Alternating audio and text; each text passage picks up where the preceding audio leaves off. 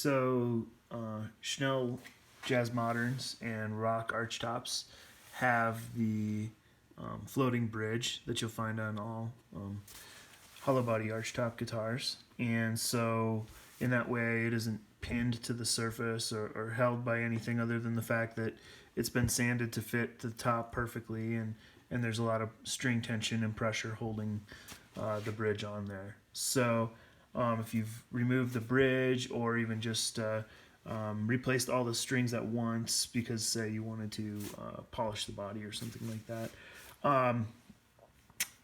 to make sure the guitar is intonated again when you put the bridge back on, what you do is you start by lining these little dips in the bridge basically up with these points on the F holes. I'm maybe cheating it ahead a little bit on the treble side, but I guess I'm kind of guessing where I think it's going to end up needing to be.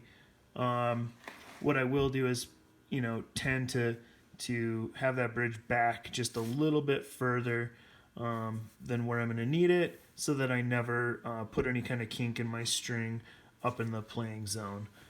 But that's kind of the finer points. I'll now tune up the guitar. I use one of these clip-on tuners when I'm tuning acoustically, and what I'll do is I'll play an open E, and then I'll I'll get that perfectly in tune, and then I'll fret it here at the 12th fret. And if it's a little bit flat, I will slide the bridge a little bit towards the nut. And if it's a little bit sharp, which it shouldn't be if I've set this bridge in there where I want to, but I'd slide it just a little bit back. Same thing on this side.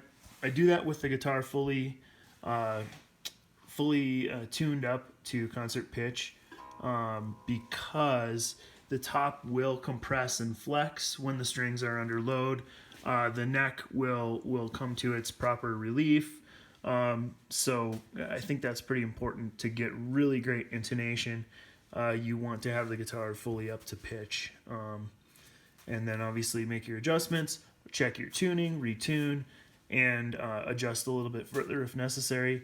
The process actually, when you're not familiar with these sorts of guitars, it sounds a lot more onerous, but actually the ability to be able to intonate your guitar in about 2 minutes or less each time it's restrung, and the ability during a performance even to actually be able to, these can be adjusted.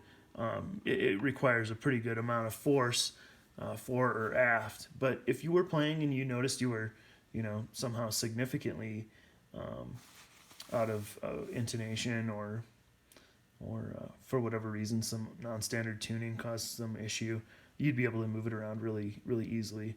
And so do not be afraid, it's not so difficult. This is guitar number 1117.